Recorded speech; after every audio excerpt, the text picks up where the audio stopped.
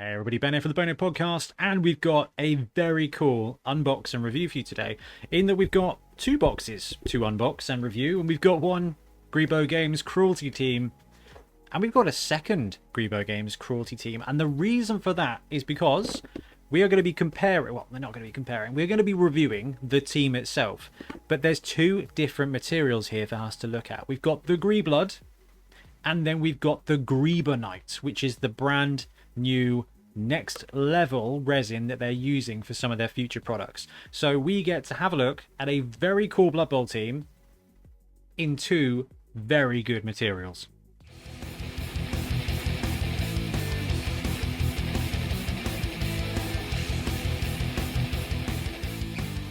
Okay, we're just going to dive straight in here with one of the coolest models out there for Blood Bowl, which is the Cruelty Team Minotaur. So the Cruelty team is a Chaos team. We've got a Minotaur, we've got Chaos Warriors, and we've got a ton of Beastmen. Now, we're not going to have a look at every single sculpt, but we're going to have a look at a few of them.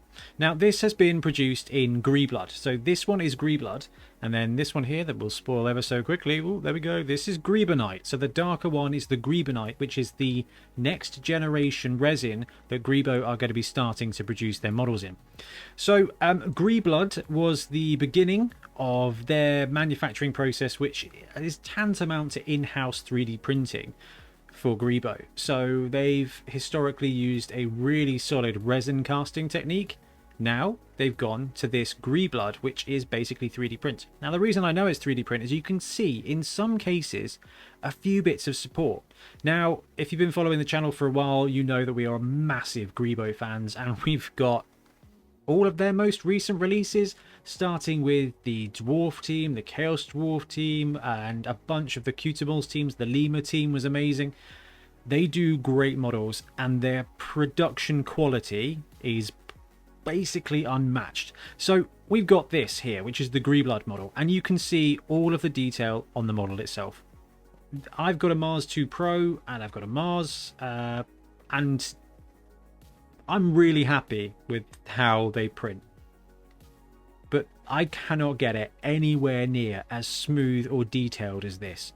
So if you've seen some of the 3D printed teams out there before, or maybe some of the older Greebo bits, you'll know that you can get what's called rings, okay, which is the way 3D printed models are created. They produce in slices, and sometimes you can get rings where the slices aren't married up. This Greeblood here, every now and again you can see rings. However, on this model here, which is the Greeblood HD, I can't see any rings. Now, I'm doing my best to get it on the camera as much as I can, but the model has been created, has been cast perfectly. There's a ton of great details, but it's the smooth areas. That's where it tends to get caught. So I'll be painting a model that I've 3D printed, and I'll get some rings, I'll get some lines, and I'm not too fussed, because you know what? You get mold lines on plastics from Games Workshop, on metal. No, metal models are just a whole other thing. A couple of rings, not a thing. This is gorgeous, however. Okay, so we've got the model, and this is the Greeblood HD, and now we've got the Greebonite.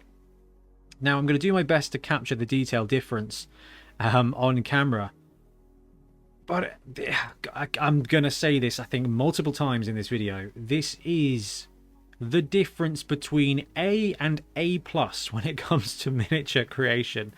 This is awesome. This is just fantastic. If this was Games Workshop, not only would it be £40 probably, it would come in 27 individual pieces. Its mouth would be in 7 pieces, and it would just be a horrible, horrible thing to go through. The fact this chunky boy comes in one piece, it's fully detailed. There's no join marks, there's no mold lines, there's no nothing. This model is just excellent out of the box. He's brilliant. And then there's this, which is the Greebonite, or what can only be considered A+ miniature manufacturing. The smooth areas on the Greeblood is amazing. The smooth areas here on the Greebonite, look at it. It is gorgeous. Now, this model has not been cleaned. Doesn't need to be cleaned. It's not been primed. It's not been shaded. But you get this. It feels a little bit more dense. Oh, we got a bit of a support there. But you've got this. It feels, yeah, more dense, more silky.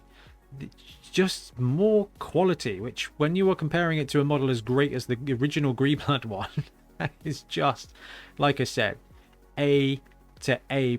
So we got this big chunky boy here, and we are going to do the size comparison because that's what we do. Minotaurs are strength 5 exactly, and so are ogres, and we're going to do the comparison here. So base to base, the Minotaur has got a little bit of a size, a little bit of a height boost compared to the Games Workshop ogre. This is the ogre from the Dungeon Ball box.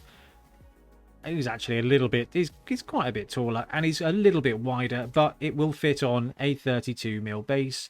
If you are one of those people, I'm one of those 40mm monsters who, you know, strength 5 piece, gotta be on a big round base. Dude, this Minotaur is outrageously nice, and whether it's Greeblood or Greebonite, it is top quality production. Now, the sets that we've got, the Cruelty team comes with 11 Beastmen. I'm not sure what it comes with. If you go to the website, is it 11 Beastmen? Yeah, 11 Beastmen. Which is awesome, actually, because it means you get a full lineup if you want it. I mean, most Chaos teams are going to go with, what, 7 or 8 of them and then max out with positionals.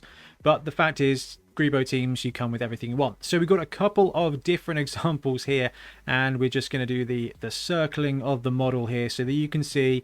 Now, this is Greeblood, and this is pretty great. There are very minimal support markings, and you can see a couple of them there, which is a part of the process. But when you compare this to, man, if any of you have built the Games Workshop Chaos team, the Beastmen with the horns are separate. It's just, yeah, one piece. My job here to build this team will be to pick up model, glue to base, move on to the next model. And anybody that's built any kind of plastic team recently will know how absolutely gorgeous that is. So beautiful casting. You got a few support marks there, but they are few and far between, which is itself very impressive, having 3D printed a ton of stuff, more stuff than I really should have done. The production of this is brilliant, and you can see those flat areas, those curved flat areas essentially are a bit of a vulnerability when it comes to layering or ringing. This is Greeblood HD. I can't see any rings there. We're going to have a look at a second rammer, as they're called, because I just want to. And this one's a great one to show off all the detail that you've got in the chainmail. Now, the great thing here about these Greebo models is there's a ton of dynamism, which is excellent, but there's a load of really simple textures on there, which means it's going to paint up beautiful and really quickly as well. So whether you are a next level painter where you are using the model as a canvas and you're layering your paints and picking out your own high spots, or whether you are a contrast dry brush painter like myself, this is going to help you no matter what. We've got a great bit of fur here. You've got some wonderful metal there that's going to pick up a dry brush brilliantly. Excellent detailing then on the cloth, which again is going to take a wash or a dry brush really nicely. Some excellent muscle tone there, so you can get a nice little bit of edge highlighting on the go, really get some pop into the model. And these armored areas, which kind of feel a bit Romanesque to me, minimal filigree, which is really useful, but these models are going to dry brush and paint themselves up very nicely. So that's the Greeblood HD, and this is the Greebonite. And again, I'm going to say it, A for the Greeblood, A+ for the Greebonite, because what we've got here is just a material that feels denser. It just is another level of clarity that I didn't know I needed, which is a really funny way of saying it, but look at it. You can see it on the camera. The finish is beautiful. There's a lot of definition and there's a lot of depth in it, and I know that some of it is going to be down to the fact that this is a darker grey and it feels a bit like that, but the details are smooth. There are virtually no marks here of production. There are a few pock marks there from supports at the bottom, which I can tell you means that if the supports are down the bottom here and on the van brace here and there's nothing on the back, it means that this model was built and produced like this, right? In fact, we can see a few more supports underneath, which means it's been printed this way, which is quite vertical. A lot of 3D prints you'll get 30 or 45mm. This dude's been maybe 45mm, maybe 60mm. It's just been printed upright, and the level of detail is equal at least to Games Workshop plastic. And we've got the other dude here as well because I really wanted to show it off, the different levels of texture. And again, you can see all that depth and all that detail in one solid piece of model that is just an absolute work of Blood Bowl art. But apart from the Minotaur, the coolest thing about a Chaos team is obviously the Chaos Warriors, because Strength 4 Edge 3 Plus is just mighty. And there's 4 different Chaos Warriors in the Cruelty team, and we're going to have a look at 2 here. I love this one. I love the mask. I love the little slash marks under the eyes. It's just a very cool style. But look at the quality of the model. The edges on that armor and the smoothness of the production is very impressive. Now you can see some of the support marks underneath. Not very many of them. So we've got a model here that has no mold lines, very few rings, because this is Greeblood HD. A few support marks that, quite frankly, you can dust off, scratch off with not a huge amount of difficulty, although when preparing resin, do wear a mask because lungs are important. Trust me on that one. And you've got that beautiful chainmail as well, and everything I've said about the Beastman is incredibly true of this dude as well. We'll have a look at the size comparisons for both those models in a second, but it's got good size, beautiful detail. It's going to paint up really nicely. And here's our second Chaos Warrior, and again, really dynamic posing. All that detail on the armor is a perfect balance between just depth of detail and bold simplicity. I love the kind of Judge Death grill on these guys. They've absolutely knocked it out of the park with the armor design and the helmet design.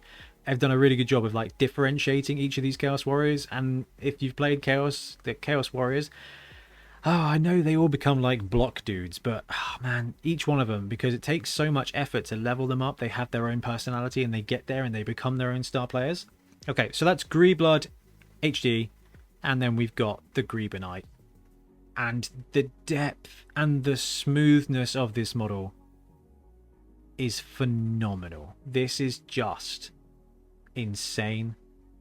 I mean, some of the newer plastic kits produced by Games Workshop have got all the detail. Now, while these armor pieces don't have a huge amount of detail, that's a design element, one I very much appreciate, because actually Blood Bowl is a sports game. You want to have some flat areas of armor so you can paint stripes on, so you can put numbers of players on, which is going to be really useful for these sort of side leg pieces and things like that.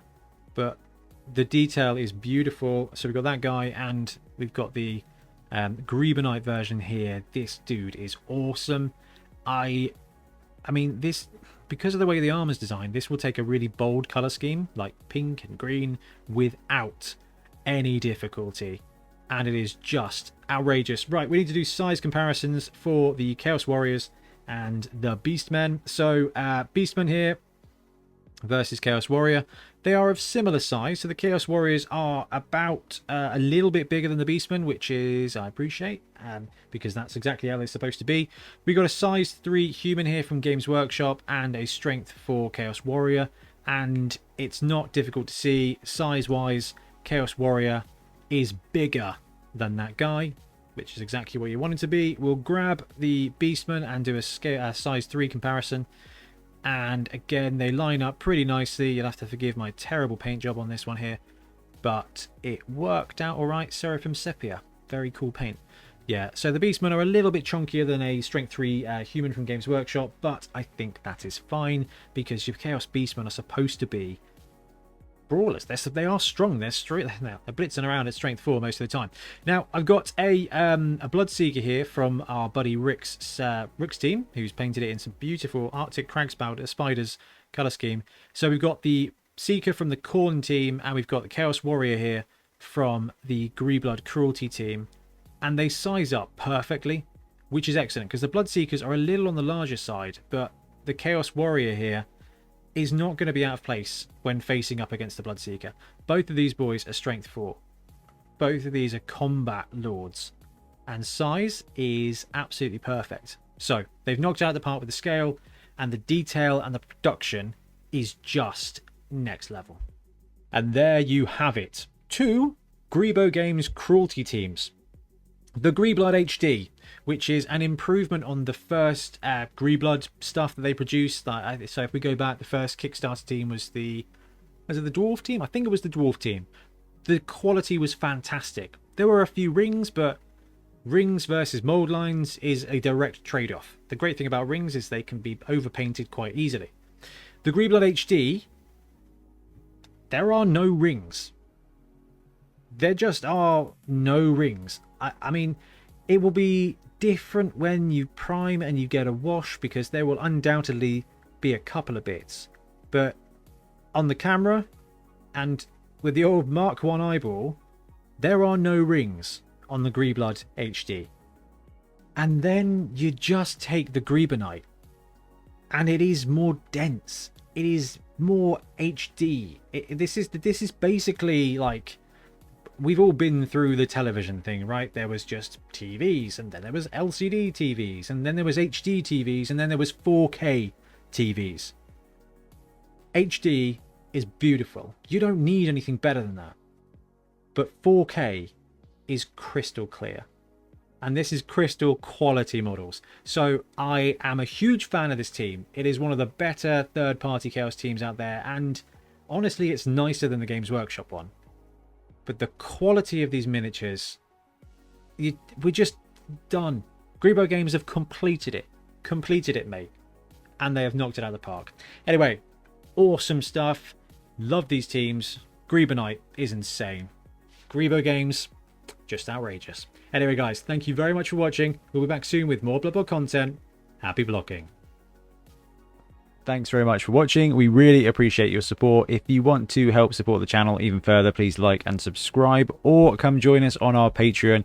We have early access to content. We get loads of feedback from you guys, and we try and do competitions as much as we can. Or you can get yourself some Bonehead podcast merch on our Spreadshirt site. So if you want to support a team, especially for the Bonehead Championship, you can pick up a shirt, a mug, things like that. It all helps support the channel, and we really appreciate it. Anyway, links below. Thank you very much. Happy blocking.